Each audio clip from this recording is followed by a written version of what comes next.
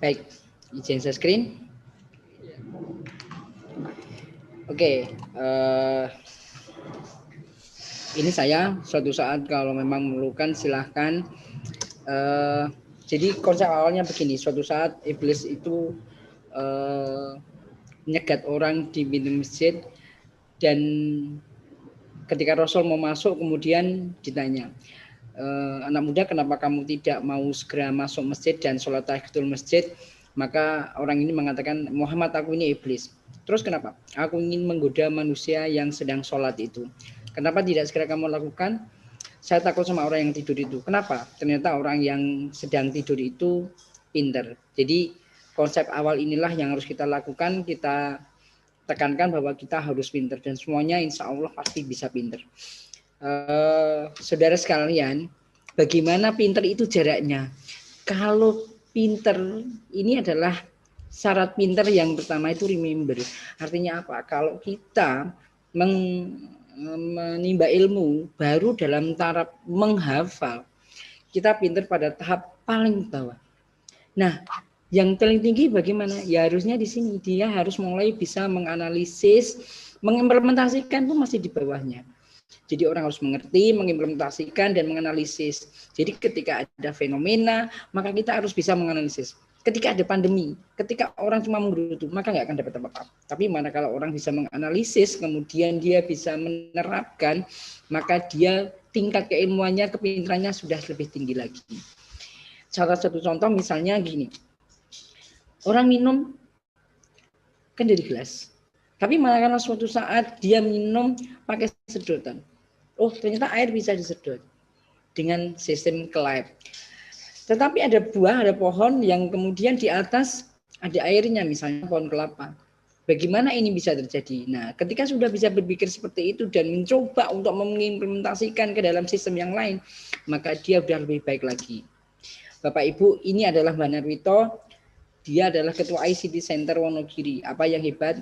Beliau kuliah dan lulus pada usia 59 tahun. Pada usia itu kemudian ijazahnya dimasukkan ke bagian kepegawaian dan diterima, tetapi dari 2 SK sekaligus, yaitu SK pengangkatan dan sekaligus SK pemberhentian, karena pada saat diterima usianya 80 tahun. Tetapi semangatnya untuk terus belajar, ini yang saya sangat salut. Ini ponakannya Mbah Narwito. Bapak Ibu, ini adalah profesor pertama di Indonesia bidang komputer. Tapi manakala dia ada di depan kamera, tetap saja narsis. Ini adalah profesor termuda di Indonesia, tetapi sama saja. Begitu dia di depan komputer tetap narsis. Bapak Ibu, profesor ini sudah profesor, doktornya ada 2. Kalau kadang-kadang kita mengatakan profesornya cuma ecek-ecek, enggak. Profesornya dari Harvard dan dari MIT. Dan sekarang dia kuliah lagi doktor. Sudah profesor, kalau orang sudah dokter kan udah nggak mau kuliah lagi dokternya. Tapi ini sudah profesor, kuliah dokter lagi. Ketika saya tanya, Prof, kenapa sekolah lagi? Saya pengen pintar, dia bilang. Masalah harta, masalah untuk kuliah bagaimana? Saya nggak peduli, pasti nanti saya dapat jalan. Ini yang kata-kata yang saya petik yang sangat berharga sekali. Bapak Ibu, ini itu suatu gambaran bahwa ternyata di depan kamera siapapun akan seperti ini. Sampai dia menggunakan cara-cara seperti ini biar ngehit. Bagaimana dengan kita?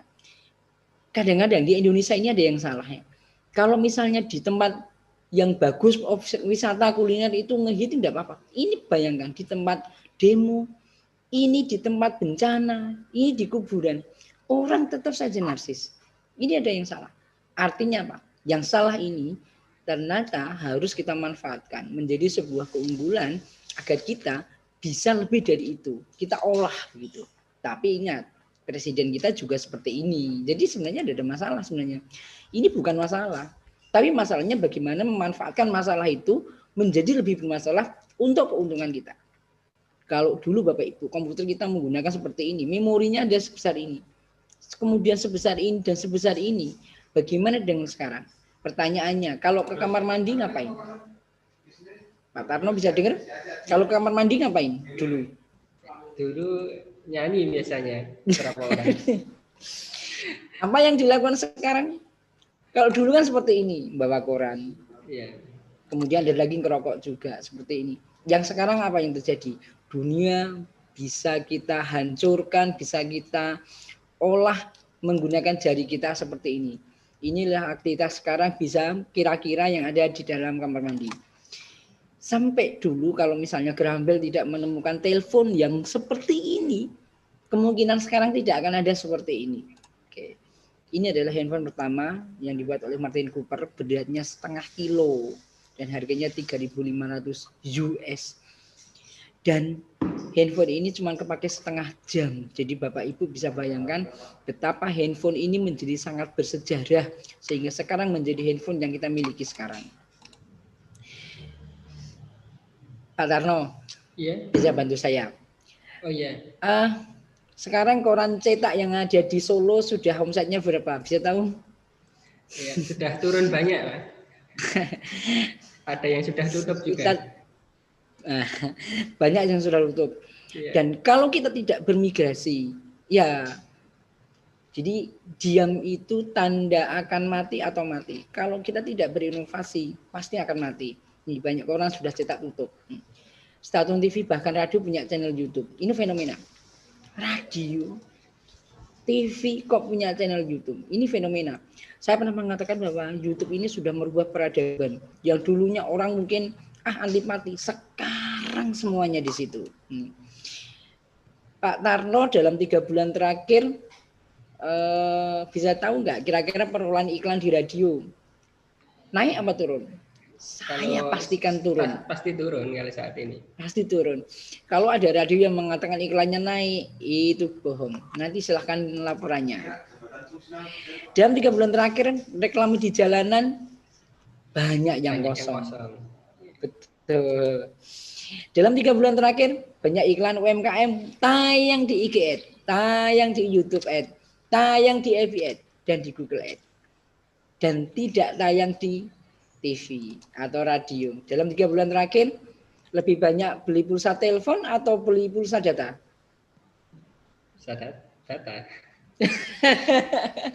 Itu adalah fenomena yang luar biasa. Ternyata sudah bergeser, mungkin bahkan tanpa kita sadari.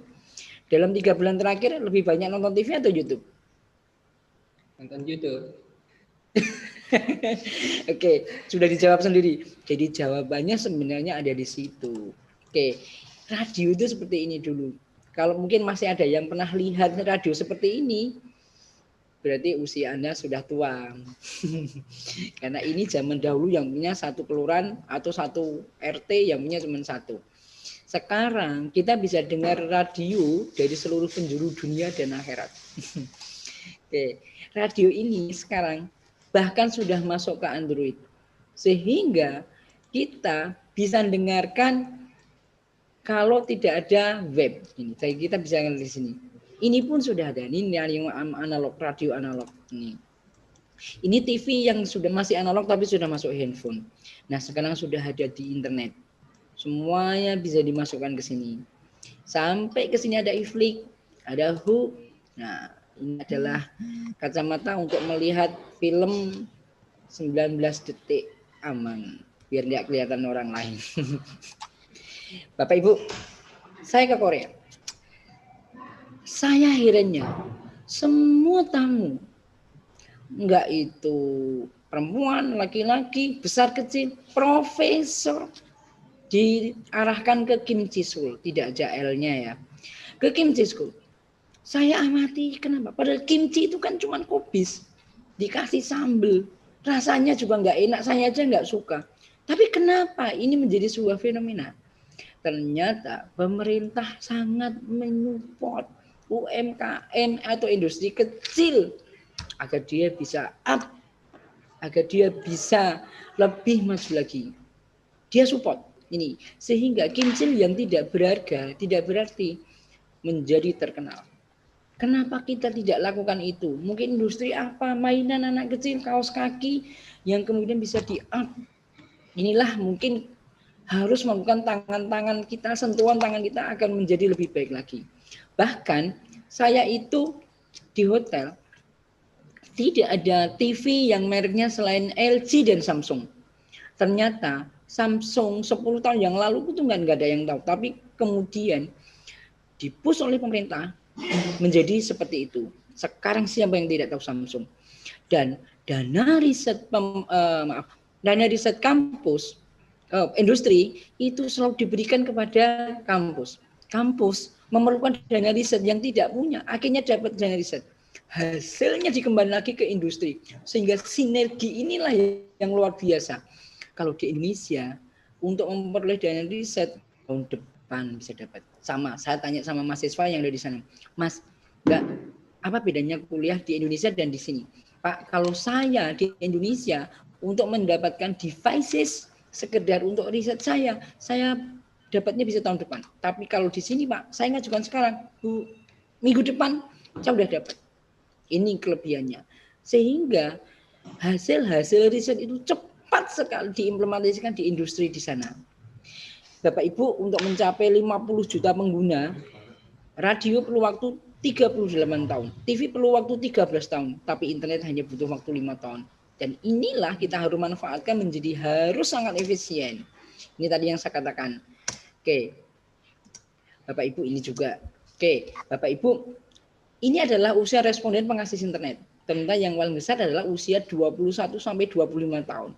Ini artinya anak-anak usia ini harus kita bekali dari awal dengan baik. Karena kalau tidak pasti merusak. Pasti menggunakannya untuk tidak baik. Tapi kalau ini kita dasari dengan baik, pasti akan bermanfaat. Ini risetnya Tempo ya. Waktu ternyata yang paling banyak adalah jam 12 sampai jam 15. Makanya kalau kita ngakses pada jam ini, pasti lemot. Nih, harusnya ini diambil kesempatan. Bagaimana caranya? Jualan paket data yang cepat pada jam ini. Nih. Ini adalah digital in Indonesia. Ini di Indonesia ya. Ternyata total populasi 255 juta lebih. Ternyata usernya internet itu adalah 72 juta. Yang menggunakan sosmed 72 juta. Bedanya cuma sekian sedikit ini ya. Dan 300 jutanya ini adalah menggunakan mobile connection. Dan di sosmednya ada 62 juta. Bayangkan, kalau ini digunakan untuk kekuatan yang baik, pasti akan jauh lebih bermanfaat. Saya beberapa kali diundang di media, di RRI, di TV, saya selalu menekankan menggunakan medsos dengan baik dan bijaksana, konstruktif dan produktif. Share-nya bagaimana? Nih, 45% ini di web. Yang menggunakan laptop dan desktop. Sedangkan 50% menggunakan handphone. Hanya 4% menggunakan tablet. Dan ini game. Kenapa? Karena kalau tablet nggak bisa dimasukin ke dalam kantong. Yang ini bisa. Ini fenomena. Jadi harusnya banyak yang memanfaatkan kalau mau membuat tas atau membuat celana yang tablet ini bisa masuk. Atau ini harusnya para produsen memanfaatkan dengan membuat handphone yang efektif di celana. Nah, ternyata pada tahun 2015 Facebook ini merajai. Surveinya memang lebih banyak yang menggunakan. WhatsApp baru di sini, tapi sekarang pasti akan berbeda. Dan ternyata Google juga masih di sini. Nah, oke. Ternyata orang pengguna Facebook itu di Indonesia nomor 2, sedunia. Ini nomor 2. Jadi Bapak Ibu, kita harus manfaatkan ini untuk kepentingan yang jauh lebih produktif. Oke, nah ini menurut surveinya Social Baker, artinya valid. Distribusinya bagaimana? Ternyata hampir sama seperti tadi. Ternyata yang kuning ini ternyata paling tinggi di usia 18 sampai 24. Artinya anak muda ini benar-benar harus dikuasai. Dan ternyata kalau ini dipilah lagi, yang perempuan lebih banyak. Suatu saat ketika kita akan menghancurkan sebuah peradaban, sebuah negara atau sebuah teritori, maka hancurkan perempuannya. Kalau perempuan sudah bisa dihancurkan, maka semuanya pasti hancur. Ini perempuan. Ini mahasiswa saya yang memanfaatkan Facebook untuk memajang produk-produk mereka, sehingga waktu itu 2 juta per bulan dia dapat bersih ya. Ini kemudian Ketika masuk kuliah masih ya Allah gireng lecak ngerayu. Nah, sekarang udah pada cantik-cantik dan punya penghasilan. Nah, ini ada sebuah fenomena ketika saya makan di angkringan, ternyata dia angkringannya itu sepi. Terus saya mengatakan, Pak, kalau buat suatu pengumuman, kalau misalnya ada yang check in di sini, beri 1 gelas teh manis. Mau nanti Rufi enggak, Pak. Ini dari berkorban. Dan betul, 1 bulan kemudian dia datang dan ternyata ramai. Kenapa fenomenanya? Ketika orang check-in di Facebook, maka di Facebook akan banyak sekali angkringan tersebut. Sehingga orang mudah untuk mendapatkannya dan mengerti tempat tersebut. Ini belum banyak yang memanfaatkan check-in ini untuk promo. Cuman ini masalahnya, ini mahasiswa saya sih, enggak apa-apa. 16 hari hilang mahasiswa Unsur ditemukan lemas karena ketemuan orang di jalan. Tapi fenomenanya memang begitu. Ketemu di Facebook, tukar foto di Instagram, kemudian janjian pakai WhatsApp, ya, putus. Akhirnya ketemunya di yang lain, tempat yang lain. OLX, barang bekas. Oke, ini fenomena lagi. Nenek mau meninggal masih menyempatkan untuk posting. Bapak Ibu, ini statistiknya Instagram. Ternyata yang paling banyak fashion. Ini adalah orang-orang yang harus mata. Sekali lagi, harusnya ini dimanfaatkan. Teknologi 35, kuliner 25. Ini keluarga, ini travel. Ternyata ini fashion masih lebih banyak. Ini 700 juta. Ternyata 60% seperti yang saya katakan tadi, 60%-nya perempuan. Ini yang seharusnya dimanfaatkan lagi. Nih, 700 juta pengguna di tahun 2017, 3,5 miliar like setiap harinya. Setiap hari. Dan 30 menit rata-rata pengguna setiap harinya. 800 juta ini selalu memposting foto. 2 miliarnya story, lebih banyak daripada ini. Jadi saya itu keheran, kenapa kok orang ini selalu posting story dan isinya dihapusi. Ternyata dia tidak pede, sehingga dia hanya mau posting di story yang besok hilang. Tapi ingat, kalau Anda posting di tempatnya sehari ini, bayarnya sehari 50 juta. Nih, sama, usianya hampir sama, 18 sampai 24. Nih. Ini statistik saya, punya saya pribadi. Sama, 18 sampai 24 ini paling tinggi. Ini juga sama. Ternyata ada yang dari luar negeri paling tinggi, Jakarta, Surakarta, Yogyakarta. Ini punya saya. Oke. Nah, ini YouTube. Tadi saya sudah mengatakan ini adalah sebuah fenomena yang luar biasa dan sudah merubah peradaban. Sehingga iklan-iklan kita itu sudah banyak tayang di sini. Ini YouTube. Nah, ini kalau YouTube dimanfaatkan untuk yang tidak baik jadinya seperti ini. Kalau ditanya kenapa seperti itu? Jawabnya adalah mengejar viewer. Oke. Nah, ini adalah surveinya APJI. Ternyata yang paling banyak itu di Jawa. Di Jawa itu populasinya sekian, 68 juta. Ternyata penetrasinya 65%. Sementara di Papua dan Maluku ini dengan jumlah segini ini ternyata hanya 22,5%. Dan ternyata jumlah perempuan lebih sedikit. Sekali lagi, ini adalah fenomena-fenomena yang harus mulai kita manfaatkan. Nah, ini adalah medianya. 85% menggunakan gadget. 32%-nya adalah laptop. Ini desktopnya cuma 14%. Dan yang lebih banyak digunakan untuk ini sosial media, pesan instan, baca berita, cari data dan informasi dan streaming video. Oke. Nah, pemasaran nih yang paling banyak di sekarang dilakukan adalah masa pandemi. Orang ternyata mulai coba-coba bagaimana meletakkan barang-barangnya di internet. Dan ternyata banyak membuahkan hasil. Nih. Kelebihannya apa? Pemasaran online memberikan akses yang luas tanpa batas. Dimanapun, tadi saya katakan, kamar mandi aja bisa merubah peradaban dunia.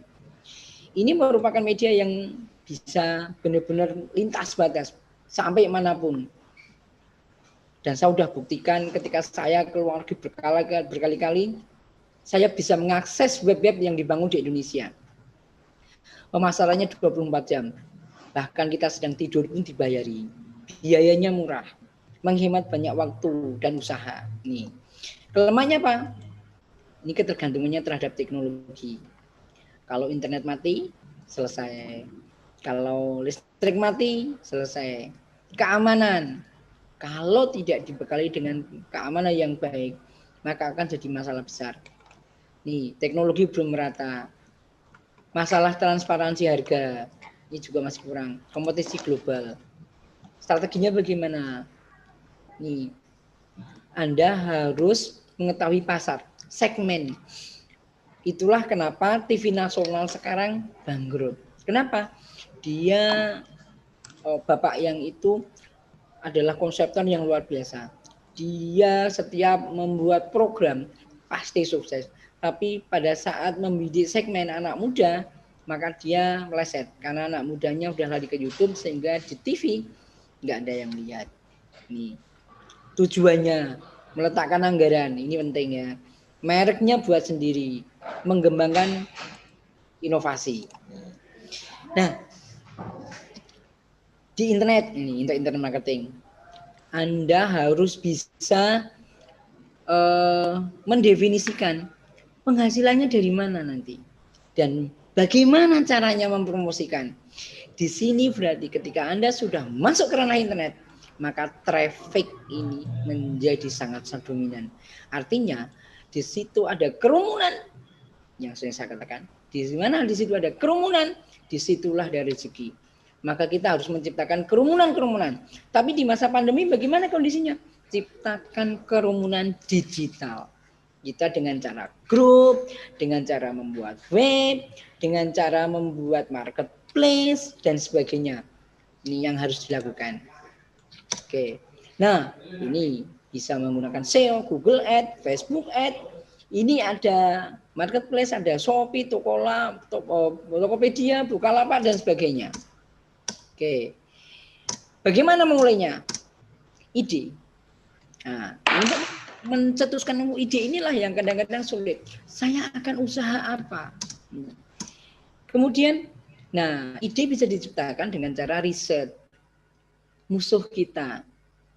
Cara memenangkan perseteruan adalah merangkul musuh kita. Jadi musuh-musuh kita itu jangan dimusuhi, tapi dirangkul. Maka dia akan takluk kepada Anda. Dan kita akan mendapatkan ilmunya dari dia. Nih. Kumpulkan info, konten, bisa artikel, foto, video, dan sebagainya. Nih. Bikin website. Nah, kemudian setelah itu promosikan. Ini ide. Nah, oke, testimoni jangan lupa. Buat testimoni sebanyak-banyaknya. Beberapa kali saya di Kemuning, di Tawangmangu, Karanganyar, Boyolali, sebenarnya tujuan saya adalah branding mereka dengan cara membuat testimoni. Dan saya cukup kaget manakala YouTube saya yang pribadi justru trafficnya lebih baik. Dan ternyata karena mengetahui sosok. Dan itulah kenapa akhirnya kita bantu produk-produk UMKM, kita review, kita posting, dan ternyata mereka mendapatkan yang lebih baik lagi. Nih. Jadi sebenarnya ketika Anda sosok itu dikenal, maka bisa menjadikan sebagai influencer yang baik. Nah, ini tadi. Oke. Nah, ini misalnya, saya itu tidak pede sebenarnya ketika diminta untuk branding resto ini. Tapi kemudian saya coba sebelum restoran buka, kita kelola dengan baik. Dan pada saat grand opening, yang datang banyak. Alhamdulillah sekali. Jadi cucuk bayari ini. Nih, testimoni. Buat testimoni. Testimoni yang baik. Kenapa? Karena ketika nanti akan beli di online, yang dia cari adalah testimoninya, bintangnya, dan sebagainya. Nih, ini Wager Band. Yang buat webnya juga saya. Dan ada perbedaan yang senangnya loh. Kalau dulu seminggu cuma manggung berapa kali, setelah kita buatkan web dan kita buatkan YouTube-nya, luar biasa. Manggungnya bisa sehari, bisa 2 kali.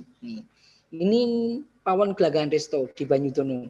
Sama, dia ternyata kedatangan banyak lagi kunjungan yang berbeda dari orang-orang. Ini yang dia lihat.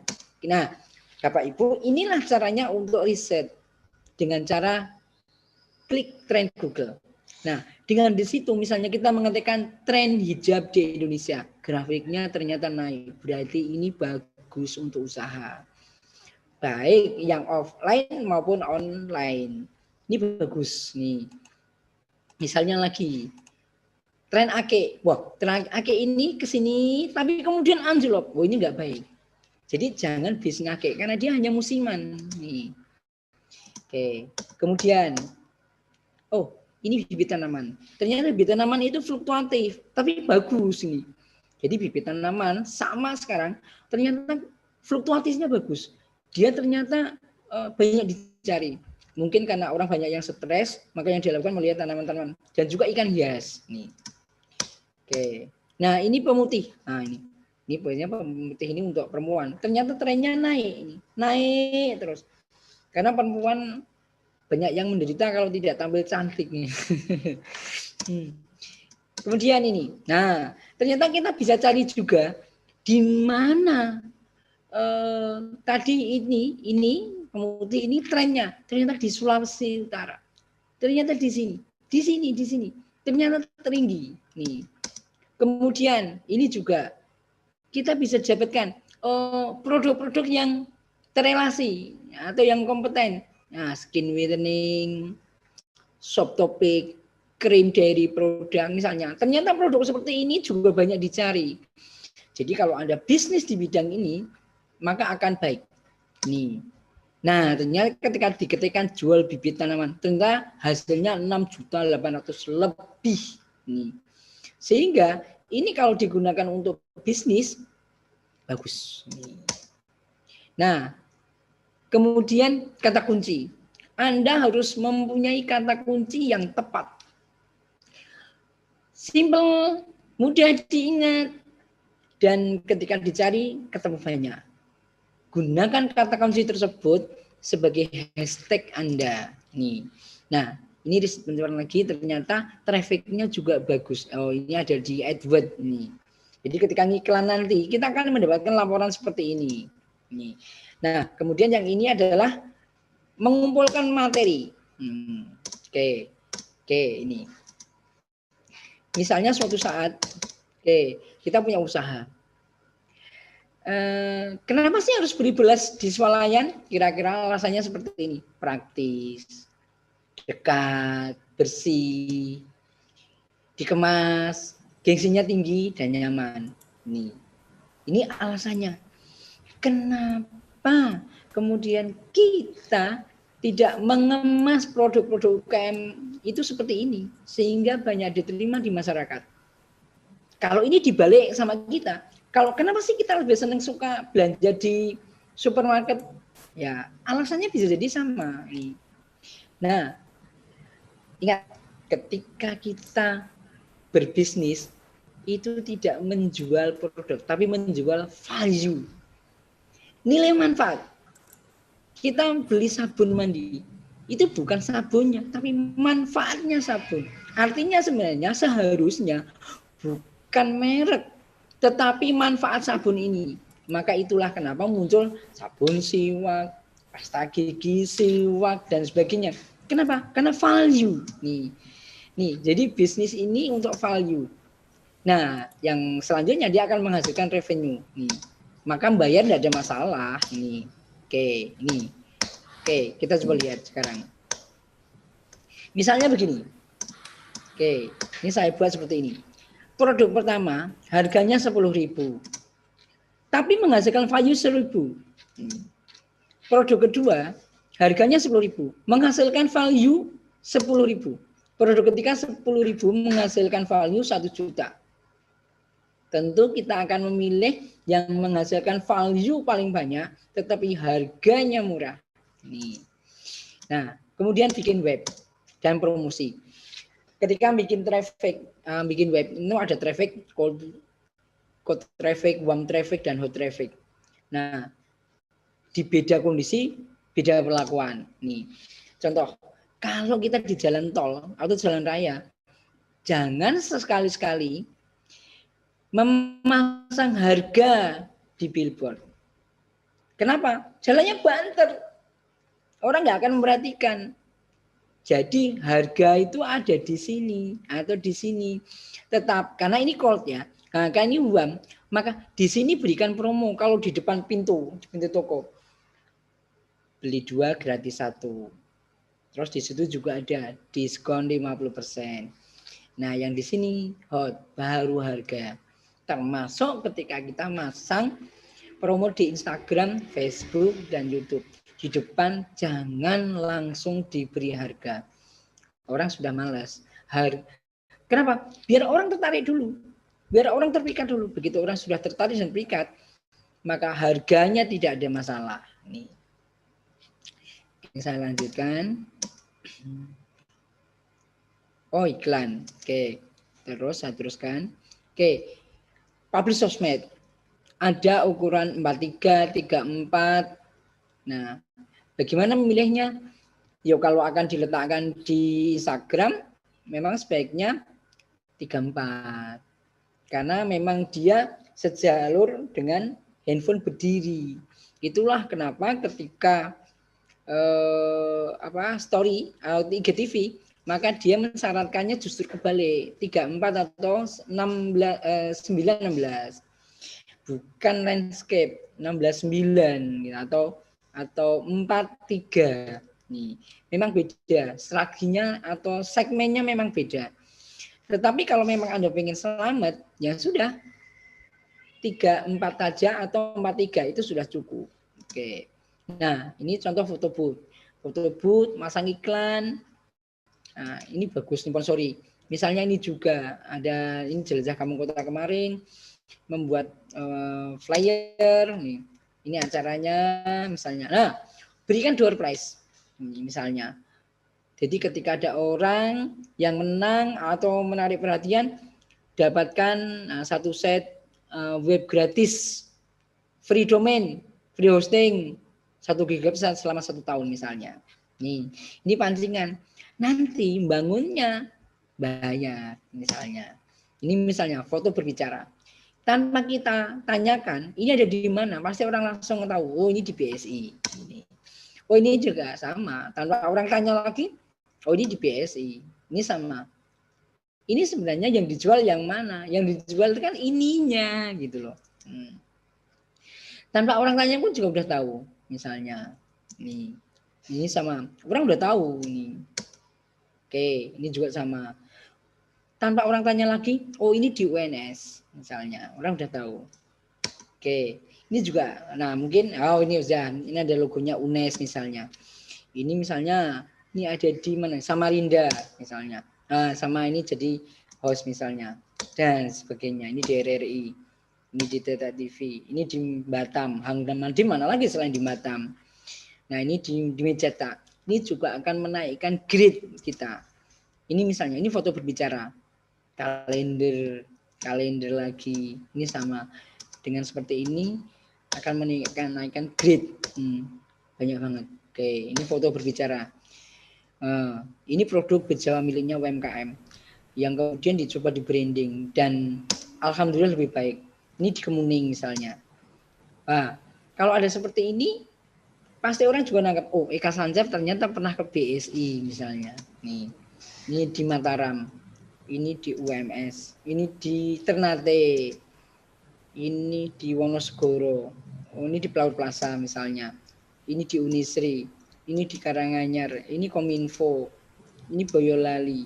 Nah, ini contoh-contoh yang orang tanpa harus tanya, harusnya tahu. Oke, kemudian nih strateginya. Bagaimana mendapatkan follower? Ada yang beli. Cuman kalau beli itu statis. Nih, saling follow antar teman, follow dong. Nih. Yang baik adalah bukan meminta follow. Yang baik adalah kita follow dulu, kemudian komen di bawah. Saya silaturahim dong, silaturahim balik dong. Pasti dia mau. Nih. Kenapa banyak yang follow? Maaf, ada gambar yang mungkin nanti agak sensi. Kenapa banyak yang follow? Yang pertama adalah menarik. Karena memang kontennya menarik. Nih. Lucu. Ya lucu. Ucup misalnya. Bermanfaat. Nih, unik. Bakar production misalnya. Pemilik akun cantik. Nah, ini banyak digunakan. Orang pasang wajah cantik, padahal kamera jahat. Memiliki akun heboh, Nikita Mirzani, nah, misalnya. Nah ini seronok, maaf. Untuk berbagi keperluan, katalog. Saya menyarankan siapa terakhir kemarin? Taruh produk Anda itu di marketplace. Loh Pak, kan belum tentu orang saya tidak terjangkau oleh Gojek. Betul, tetapi Anda punya katalog online. Yang ini yang susah didapatkan. Ini misalnya iklan, pasang iklan. Ini foto iklan. Nah ini iklan juga kampanye, menampilkan video. Ini untuk posting kegiatan. Ya, story. Ternyata ada yang masang story saya seperti ini. Sopo mbuh ngerti. Nih. Bagaimana mengelola? Nih, Anda harus kenali bahwa ternyata username, ini nama pengguna, ini yang nanti akan terlihat. Foto profil atau avatar, nama, direct message, ya bisa langsung berkomunikasi dengan yang punya. Bisa multi akun. Jadi di dalam Instagram kita bisa tambah akun-akun itu yang langsung tanpa harus logout. Pencarian, jadi kita bisa mencari IG orang lain. Statistik Instagram kita itu yang lihat siapa saja dan dari mana saja, usianya berapa, bisa dilihat statistiknya. Yang penting user Instagram ini bisa diganti ratusan kali, tidak ada masalah. Sepanjang belum dipakai orang lain. Setiap postingan maksimal 30 hashtag. Nih, di caption dan di komen. Boleh posting sebanyak apapun di Instagram dalam sehari. Caranya memfollow 30 akun per jam, aman. Jadi jangan banyak-banyak karena nanti akan di blok sementara. Saran untuk unfollow 30 akun per jam. Kalau mau unfollow nih. Dan nge-like 100 like per jam. Nih. Tipe followernya kenapa toh? Kok jadi follower? Karena stalker, kepo. Jadi orang-orang yang menderita kepo ini bisa kita manfaatkan. Nih. Kemudian spammer. Ya spammer, nyepam dan loyal follower. Karena tadi mungkin orang-orang yang lihat YouTube saya, Instagram saya, ya karena kenal ini yang dilakukan. Nah, follow akun artis biar ini kita. Jadi ketika saya tanya bagaimana caranya Gurem Tumo bisa jalan 60 km per jam. Caranya masuk ke baju orang, naik sepeda motor, maka bisa lari 60 km per jam. Kalau kita belum terkenal, kalau kita belum banyak orang tahu, caranya adalah dengan kita gandul sama orang yang sudah terkenal, jadi asisten dan sebagainya. Nih. Kemudian saya teruskan. Oke, ini yang penting. Jadi admin sebaiknya bagaimana? Apa yang dilakukan? Posting sebaiknya minimal 3 kali sehari. Minim sekali yang buruk 1 kali sehari. Jamnya nih yang perlu dipelajari. Saya survei jam efektif dengan jam 6 sampai jam 7 pagi. Kenapa? Pada saat itu orang segi santai, sudah mandi, mau sarapan. Kemudian ketika sarapan apa yang dilakukan? Ngepet. Dia kemudian gadgetan. Nah, jam 9 sampai jam 10. Kenapa? Di kantor, orang itu sudah sampai, sudah melakukan pekerjaan tahap awal. Nah, setelah selesai apa yang dilakukan? Ngepet lagi. Di sekolah, di kampus, ini jam istirahat. Oke, kemudian jam 10 dia masuk lagi. Jam ini kenapa? Jam makan siang, nggak usah kita bahas. Kemudian malam jam 18 sampai jam 19. Kenapa? Pulang rumah, ngumpul keluarga, ngepet lagi. Nah, pertanyaannya kenapa jam 21? Ternyata ketika orang mau tidur juga ngepet. Nah, ketika ngepet, dia lihat, oh ini yang besok saya beli. Besok begitu sampai di kantor, sampai di sekolah, kampus, dia langsung pasti buka Tokopedia misalnya. Yang dicari, yang tadi malam dicari, dibeli. Ini paling efektif jadi survei saya. Oke, kemudian postingan story. 3-4 postingan setiap harinya. Ini tag jangan sampai lupa ngetag ya. Kalau ada yang komen dibales. Kalau ada yang like balik. Ini efektif. Ini silaturahim sebenarnya. Oke, ini caranya seharusnya udah banyak yang tahu. Oke. Oke, ini sudah banyak yang tahu harusnya. Oke. Ya, jangan lupa menyertakan nih alamatnya. Nih, jadi ini ada di mana. Dengan begitu Nini akan membuat menjadi lebih dikenal lagi. Oke. Kemudian ini yang tadi saya katakan statistiknya. Ternyata yang mengakses dari mana saja, usianya berapa, perempuan atau laki-laki ada di sini. Oke. Kemudian ini hari apa ternyata yang tinggi. Ternyata di hari-hari ini makin weekend makin tinggi sepertinya nih. Oke. Kemudian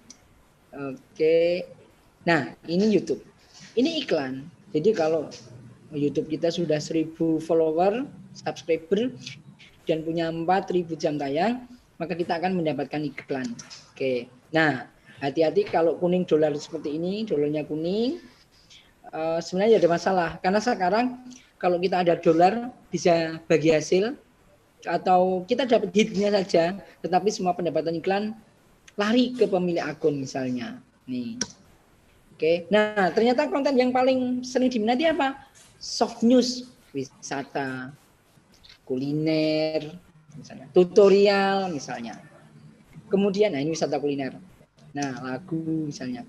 Nah, dulu kalau orang punya sarjana itu kan jaminan untuk bisa diterima kerja, banyak yang menerima. Tapi sekarang enggak. Network, istilah kita silaturahim. Maka ketika ada ajaran, ketika Anda bersilaturahim maka akan memperpanjang usia, itu tepat sekali. Jadi seharusnya ketika mulai sekolah, disitulah sebenarnya network itu dibangun. Maka jangan sekali-kali mencederai teman-teman Anda. Biar teman Anda tetap baik sama Anda. Kenapa? Karena bisa jadi suatu saat teman yang Anda benci itulah yang ngangkat Anda. Ini sekolah atau kampus. Dulu kan sekolah kan harus klasikal. Sekarang kan enggak. Kita bisa belajar dari mana saja dan kapan saja. Bahkan Linus, ini yang punya Linux, David Philo dan Jerry Yang, Larry Page, Stephen Chen YouTube, Joe Hewitt, Firefox, Matt Mullenweg, dia membuat pada zaman mahasiswa. Jadi seharusnya ketika kita mahasiswa, manfaatkan ini momen waktu ini sebaik-baiknya karena mereka menjadi hebat. Nah, hanya orang yang punya bekal lebih atau plus sajalah yang akan bisa eksis. Jadi kalau kita normatif saja, mungkin juga dapatnya normatif. Maka kita harus punya sesuatu yang lebih, yang harus ditonjolkan. Bapak Ibu, saya bisa ke sini bukan karena saya hebat, bukan karena saya pandai, bukan karena saya apa-apa. Saya bisa ke sini juga bukan karena sehat, bukan karena pandai. Saya bisa ke sini bukan karena saya hebat, saya pandai. Saya punya seperti ini bukan karena saya hebat, saya pandai, bukan enggak sama sekali. Ini visa Amerika. Ini imigrasi, tetapi karena izin Allah. Sehingga ketika kita pengen menjadi jauh lebih baik, minta izinnya ke Allah. Rekod begini, jadilah seperti kopi. Kenapa? Karena kopi ketika kita minum itu menyehatkan. Jangan banyak-banyak ya. Jadi kalau hanya secangkir sehari itu ternyata bagus untuk jantung. Tapi kalau lebih dari itu juga membahayakan jantung. Nih. Kalau botol diisi dengan air comberan, jangankan Anda dikasih, beli aja enggak mau. Kalau botol diisi dengan air tajin, mungkin harganya 1000. Kalau botol diisi dengan jus, harganya bisa 5000. Botol diisi es teh, harganya bisa 5.000. Botol diisi ciu, mungkin Anda akan beli yang tertentu, tetapi banyak yang nggak mau. Jangan pernah mempermasalahkan botolnya, tapi Anda harus baguskan isinya. Tubuh kita ini semuanya sama, tapi isinya inilah yang akan memperbaiki diri kita. Yang membedakan level adalah gimana adalah ujiannya. Bapak Ibu kalau merasa, kok saya nggak pernah diuji ya, aku santai-santai aja. Anda harus mempertanyakan level keimanan Anda. Karena kalau orang yang beriman pasti akan diuji. Karena kalau nggak beriman berarti tidak. Kaya itu bukan jumlah harta, namun keleluasaan hati untuk bersedekah. Kadang-kadang Bapak Ibu, kita ini punya teman, wong dia itu kan nggak kaya, tapi kenapa sering bayari, sering jajaki? Ternyata disitulah letak kekayaan. Nih. Oke. Nah, intelektualitas seseorang itu bukan dilihat dari cara bicaranya, namun dari tulisan ilmiahnya. Maka Bapak Ibu banyaknya menulis. Karena dengan menulis, maka Anda akan dikenal dunia. Tetapi kalau Anda pengen mengenal dunia, maka membacalah. Kalau sekarang, kalau kamu pengen mengenal dunia, nonton YouTube. Tapi kalau pengen dikenal dunia, gawe YouTube. Gitu. Kerendahan hati seseorang dilihat dari caranya bersyukur. Semakin Anda banyak bersyukur, Anda makin rendah hati. Dan pasti makin dekat sama Allah. Sabar itu bukan sarana. Ketika Anda makin banyak masalah, Anda akan makin banyak pelajaran. Dan ternyata mendidik kita untuk sabar. Contoh begini, kalau saya sebelum selesai presentasi ini, terus kemudian berhenti, berarti saya tidak sabar. Tapi begitu sudah selesai semua, maka akan dikira oh iya sabar gitu loh. Atau kita menuju ke tempat tertentu, belum sampai, maka tidak disebut sabar. Jadi sabar itu akan diberikan setelah selesai.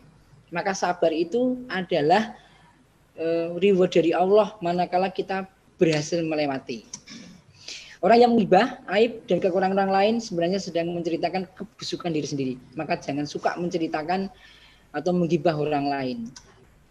Bapak Ibu, jarak antara sukses, jarak antara apapun itu cuma sebatas dua sisi mata uang. Kalau kita lemparkan, kalau nggak gambar isinya pasti angka. Ya cuma segitu, atau sebatas ini aja, tangan aja. Nah, cuma sebatas ini aja. Artinya, ketika kita selalu berusaha dan mungkin gagal, mungkin kita belum sampai di sini. Kita baru sampai di sini. Jadi cuma sebatas ini aja. Maka diperlukan istiqomah. Andrei Newberg, nyekan otak manusia pada saat berdoa. Ternyata otak auranya menjadi lebih rapi. Dan ini adalah pendeta Buddha. Ternyata pada saat kita berdoa, aurora otak kita ini ternyata tertata rapi. Maka ketika kita bekerja, berusaha, dan memadukannya dengan berdoa, menjadi sangat luar biasa. Ini, oke. Jangan pusing Bapak Ibu. Oke. Nah, ini ada pertanyaan. Suatu saat ketika kita mendapatkan jalan seperti ini, kita mau apa? Atau jalannya di ujung jalan sana, jalan yang belekuk, banjir, kita nggak bisa lewat. Kalau Pak Tarno mau ngapain? Kita tunggu dulu. Kita tunggu surut ataupun ditunggu surut ataupun yang macet tadi tunggu. Oke. Cara hebatnya adalah sebuah masalah tidak harus dipecahkan, tetapi menimbulkan masalah baru agar orang makin bermasalah dan kita manfaatkan orang yang bermasalah itu.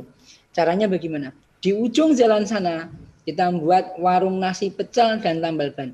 Orang yang miso, orang yang demo, yang ngamuk-ngamuk di ujung jalan sana menjadi capek, menjadi lapar, haus, terus jajan yang nguni warung kita. Itu adalah langkah yang cerdas daripada kita menggerutu dan menyesali. Oke, ini baju baiti. Baju baiti itu pemulung. Enggak ada hebatnya sama sekali. Tetapi baju baiti punya pemikiran the future. Setiap kali dia pemulung ya, mulung tiap hari uangnya dimasukin karung goni 1.000, yang satunya 1.000 karung goni satunya. Setelah 30 tahun uang itu dibawa ke bank dan bank tutup untuk menghitung uangnya baju baiti. Karena 100 karung. Ternyata apa? Baju baiti merasa setelah 30 tahun uangnya cukup untuk ongkos naik haji. Dan ternyata kurang 5 juta karena kekurangan baju baiti yang tidak tahu fluktuasi nilai mata uang. Akhirnya kasir-kasir tadi yang menghitung urunan gue nutup uangnya baju baiti. Pelajarannya apa? Tidak ada masalah kita punya tujuan apapun. Kita hanya ditakdirkan berusaha. Yang nanti ngasih jalan Allah. Jadi jangan takut Bapak Ibu ketika Anda, kita semua punya niat baik. Jalan aja. Karena palunya adalah dari Allah sendiri, bukan kita. Kita bukan apa-apa. Ini saya ada satu video begini.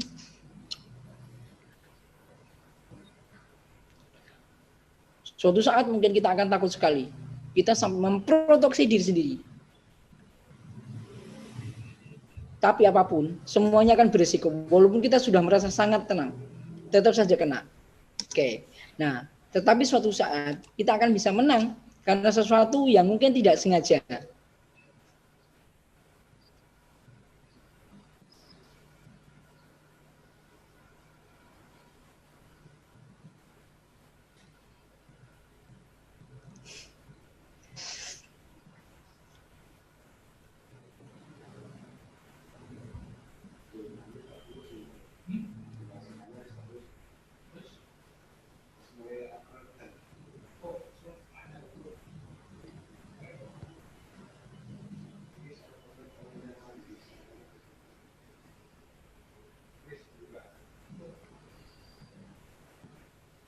Ya, kadang-kadang kita mungkin seperti ini.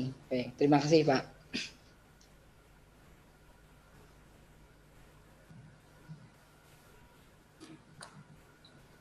Ya, ya sangat luar biasa ya pemaparan dari Pak Bambang Purnama ini, Bambang Eka Purnama ini. Untuk teman-teman semuanya yang ada di sini mungkin bisa langsung tanya ataupun bisa tanya, bisa di chat ataupun bisa langsung raise hand untuk bertanya kepada Pak Bambang Eka Purnama ini.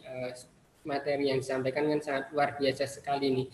Mulai dari bisnis awal, terus kemudian bagaimana cara meriset dan juga strategi-strategi untuk online itu sendiri. Monggo untuk Bapak atau Ibu yang mau tanya bisa langsung raise hand ataupun bisa di chat kepada di Zoom, via Zoom ini. Sambil menunggu pertanyaan dari peserta, ini saya akan sedikit tanya kepada Pak Bambang ini terkait bisnis online ya. Bisnis online ini kan sekarang eranya banyak sekali yang menggunakan iklan ya. Bahkan kalau saya di Solo Peduli di Lembaga Amal Zakat ini juga kalau melihat iklan itu sangat banyak sekali. Dan siapa yang berani iklan banyak itu biasanya dia yang dapat menghimpun banyak ataupun yang laku banyak itu. Biasanya kan yang buka banyak. Itu kalau di fenomena di lembaga sosial yang sekarang iklannya baik, misalkan ada satu bencana itu kita sama-sama mengupayakan untuk membantu. Nah ini ternyata mungkin gambarnya hampir sama, tulisannya hampir sama, tapi ada yang lebih banyak iklannya itu donasinya yang lebih banyak gitu. Karena di Solo Peduli sendiri kan ini lembaga juga yang masih baru berkembang, mungkin yang supaya kita tidak mengeluarkan dana banyak untuk iklan tapi tetap efektif lebih bisa mengikuti yang iklannya banyak itu bagaimana ya Pak Bambang? Ya, baik. Jadi sekali lagi tadi saya dikatakan sehari setidaknya memang posting minimal itu 3 hari. Tiga kali. Yang jam tadi dan keunikan. Kenapa kalau lihat YouTube-nya Ucup kok seneng? Karena unik. Bakar Production karena unik. Bahkan hanya punyanya Raffi Ahmad itu cuma tiap hari kamera karena unik. Nah, banyak juga bagus karena dengan banyak maka impresinya juga akan tinggi. Tetapi kalau berbayar akan jadi masalah. Maka sekali lagi tampilkan yang unik. Yang unik itu adalah spesifik. Jadi kalau saya itu kan misalnya cirinya Pak Bambang apa? Yo cili, cendi, ireng, grep. Nah, ciri itu yang harus ditunjukkan. Gini, saya itu sadar betul, saya itu bukan orang yang hebat, pinter ya ora, ganteng ya ora, dan sebagainya, tidak ada pilihan. Tetapi saya sadar betul kemampuan saya yang seperti itu, maka akhirnya saya balik itu jadi kelebihan. Sehingga banyak teman-teman yang mungkin lebih aware ke saya. Jadi sekali lagi iklan ini kita buat unik. Materinya mungkin sama, tapi begitu kita buat, kita olah yang unik, akan berbeda. Contoh, sayur. Kubis dimakan mentah kan juga enak untuk lalapan, tapi dimasak lebih enak. Contoh yang lain misalnya juga sawi atau tomat, lombok, sama. Ini kan dimakan pada mentah juga enak. Tapi begitu ini kemudian dimasak lebih enak, apalagi dicampur dengan bahan yang lain. Artinya apa? Modifikasi. Itu, Pak.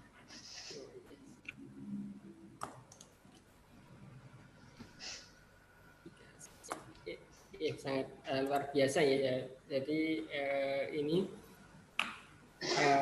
tadi strategi yang tanpa iklan ya, tanpa iklan kita harus konsisten, unik, banyak modifikasi ya. Ini sebenarnya sudah banyak ya untuk contoh-contohnya tadi sudah disampaikan oleh Pak Bambang. Ini kembali lagi untuk teman-teman yang mengikuti seminar pada pagi hari ini. Kalau ada yang mau ditanyakan, silahkan bisa bertanya di chat Zoom ini ataupun bisa raise hand ya. Di YouTube ada yang bertanya itu? Di YouTube ada yang tanya? Ada. Oh ya, siap. Cek ya. Ceknya dulu. Ya. Sebentar. Ya, ini di YouTube ada yang bertanya ya. Langsung saya bacakan pertanyaannya. Assalamualaikum, saya dari Kebumen. Yang saya ingin tanyakan bagaimana dalam satu market jualan yang sama, harga sama, bagaimana kita bisa deal dengan customer. Nah, ini monggo langsung dijawab oleh Pak Bambang. Baik. Sama fenomenanya dengan pasar klewer. Waktunya sama, di tempat yang sama, jualannya sama.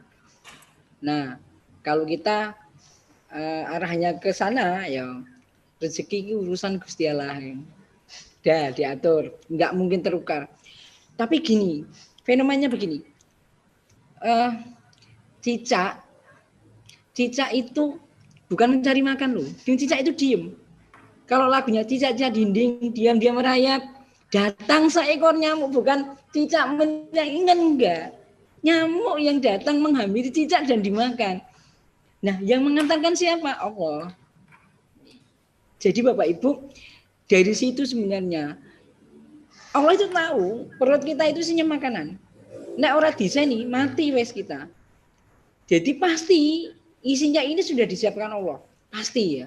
Ini pasti, tidak mungkin enggak. Dan terus apa yang kita butuhkan? Ilmu untuk mengkolek rezeki tersebut.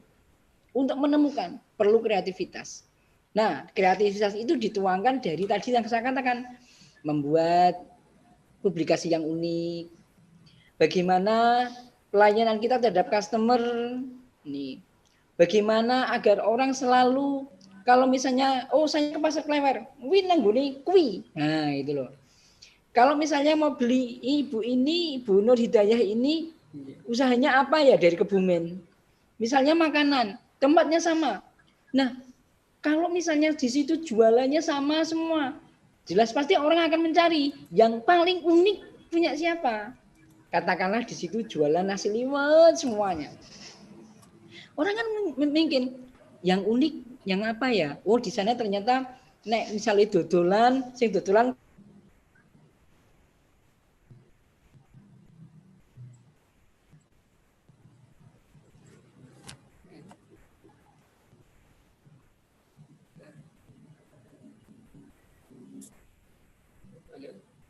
Pak Bambang, apa terputus ya suaranya?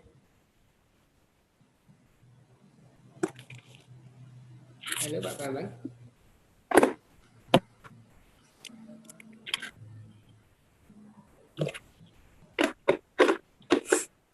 Padahal oleh Bu Jokowi mangan barang loh.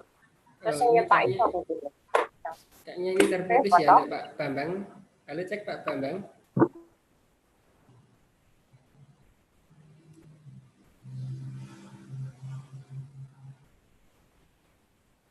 Sepertinya koneksi Pak Bambang terputus ya. Ini. Ya, jadi ini ya sambil nunggu Pak Bambang, tadi sudah disampaikan ya untuk di apa itu yang dari pertanyaan Mbak Nur Hidayah Aisyah. Ini terkait apa tadi? Jualannya yang sama, terus kemudian harga yang sama.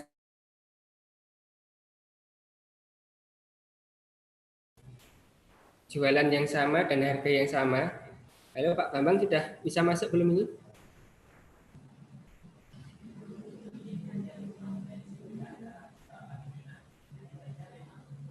Halo Pak Bambang.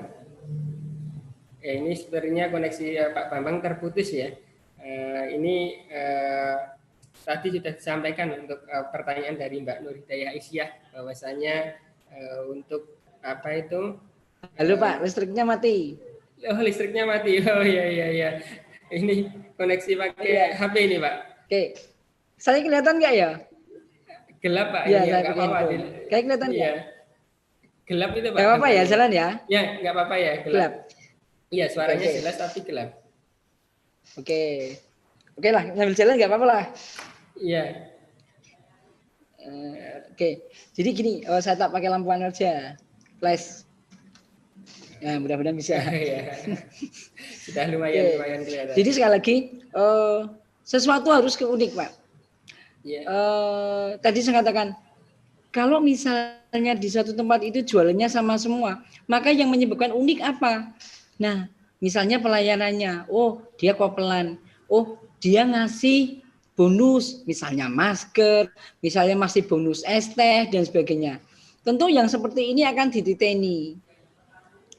Kemudian misalnya di sana ada tempat duduknya yang nyaman, yang unik. Nah, jadi keunikan ini yang harus ditonjolkan. Kalau ini tempatnya sama semua. Oke. Pak Terno, gitu? Oh iya. Ini ya, kita mungkin saya sendiri ya yang bertanya. Ini kan kalau dalam bisnis ataupun dalam usaha online ini kan sekarang sudah banyak dibekali tools yang otomatis ya. Otomatis misalkan ada email blast, WA blast dan sebagainya. Tapi kan karakter orang ini yang berbeda-beda karena kita kan dalam menjaga customer segmen ataupun customer kita itu caranya juga berbeda-beda. Tapi dengan cara yang praktis, cara yang cepat ini kadang mereka itu justru kurang puas. Nah ini bagaimana mencikapi terkait tools yang dapat mempermudah, tapi kadang tidak sesuai dengan pelanggan ini. Gitu. Tools hanya sebatas alat, dia tidak human. Nih yang harus diketahui. Jadi tools itu harus digunakan untuk membantu pekerjaan kita agar lebih mudah. WA blast dan sebagainya tadi dikatakan harus digunakan untuk membantu. Kebanyakan dari kita, kalau misalnya kita broadcast iklan, orang itu nggak suka. Dari riset saya, yang suka paling 40%. Nah, bagaimana agar bisa terkondisi? Buat grup jualan. Inilah yang dilakukan mahasiswa, dia membuat grup jualan, sehingga di situ mau jualan apa saja, terserah misalnya. Bikin web untuk jualan marketplace yang spesifik.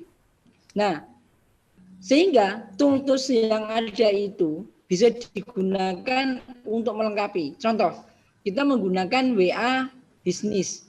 Nah, kita bisa saja mencantumkan katalog itu, produk-produk kita di katalog di situ. Dengan begitu misalnya, oh saya pengen seperti ini ada enggak?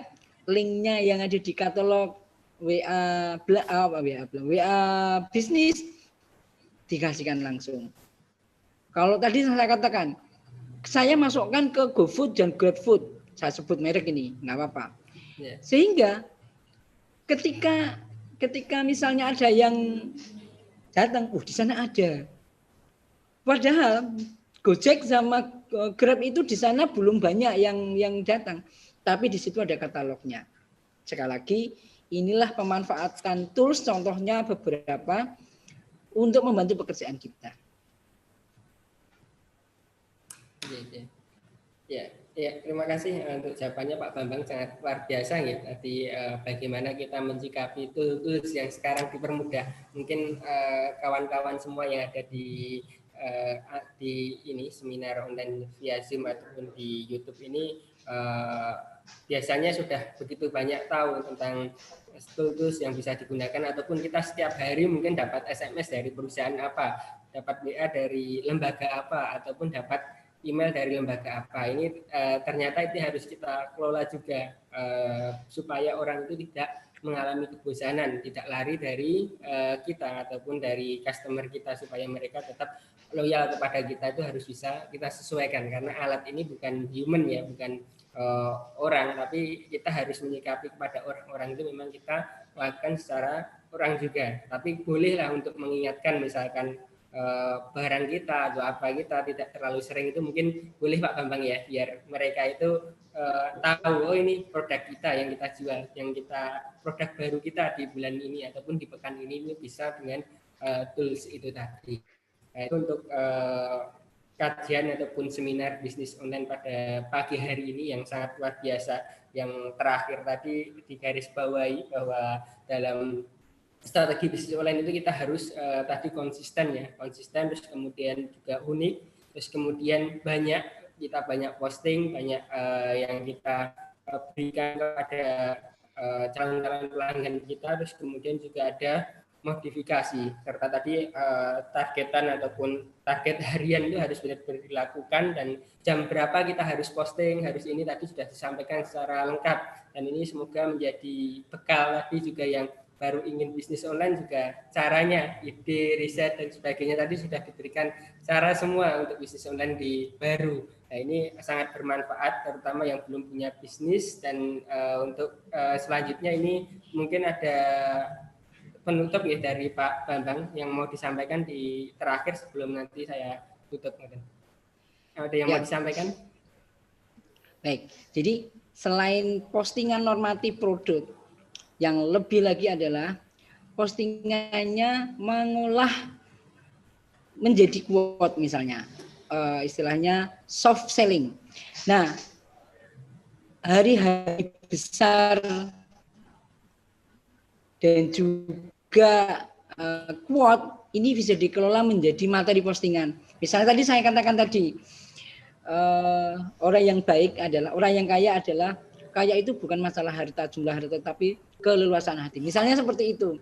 Nah, quote-quote seperti itu bisa digunakan sebagai postingan sehingga orang menjadi lebih tertarik. Bayangkan, biasanya kan kita kan download untuk PP kita. Kenapa kita kemudian tidak membuat sendiri biar di-download orang?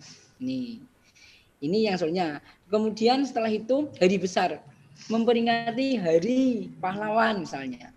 Itu akan juga menjadi postingan yang menarik. Oh, ternyata yang punya akun ini peduli.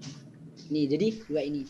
Nah, Pak Tarno dan juga semuanya, lebih dari itu, tadi sudah saya katakan, modifikasikan antara usaha kita dengan doa, maka itu akan menjadi sangat luar biasa.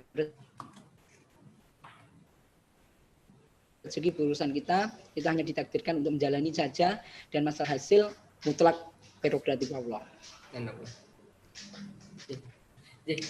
Terima kasih banyak Pak Bambang Kaputer Purnama yang telah membersamai kita selama 1 jam lebih ya di Zoom ini, dan tadi juga sudah disampaikan di bawah di depan kontak beliau. Ya, ini nanti yang mau bertanya lebih lanjut ataupun kalau tanya di chat sini agak sungkan, nanti bisa bertanya lebih lanjut kepada beliau yang konsultasi tentang online. Ini sangat boleh ya Pak Bambang ya. Karena saya kemarin juga datang ke studionya terkait YouTube dan sebagainya. Ini yang mau ingin belajar menjadi YouTuber juga bisa dengan beliau, karena beliau ini ada komunitasnya juga. Nah, ini sangat peluang sangat besar sekali untuk berbisnis online. Yang sudah bekerja ataupun yang fokus di online nanti bisa lebih lanjut untuk konsultasi dengan beliau. Dan ini sekali lagi kami dari Solo Peduli mengucapkan terima kasih kepada Pak Bambang Eka Purnama Eskom Mkom yang telah memberikan materi pada pagi hari ini. Semoga bermanfaat untuk teman-teman semuanya dan juga untuk Solo Peduli. Dan tadi quote-nya adalah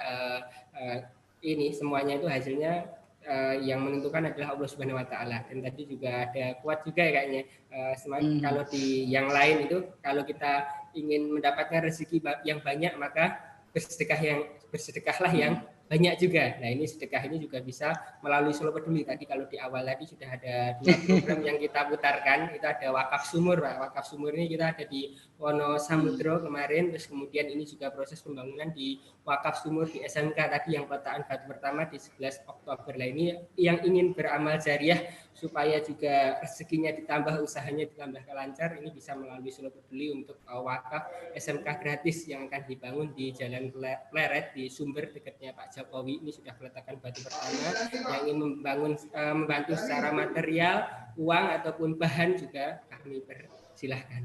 Dan sekali lagi terima kasih kepada Pak Bambang Purnama dan semoga sehat selalu dan nanti bisa berbagi bersama Solo Peduli, dan terima kasih kepada teman-teman semuanya yang telah mengikuti di Zoom tadi lebih dari 40 peserta, ada 42 lebih, dan di YouTube juga banyak yang mengikuti juga, dan ini semoga bermanfaat. Untuk menutup acara pada pagi hari ini, mari kita tutup dengan bacaan hamdalah bersama-sama. Alhamdulillahirrahmanirrahim. Dari saya Sutarno selaku pembawa acara pada pagi hari ini, banyak sekali kekurangannya, dari panitia juga banyak sekali kekurangannya. Kami mohon maaf yang sebesar-besarnya kepada Pak Bambang dan juga pada teman-teman yang mengikuti SIM pada pagi hari ini. Akhir kata, billahi taufiq wa hidayah. Wassalamualaikum warahmatullahi wabarakatuh. Terima kasih banyak Pak Bambang. Ya.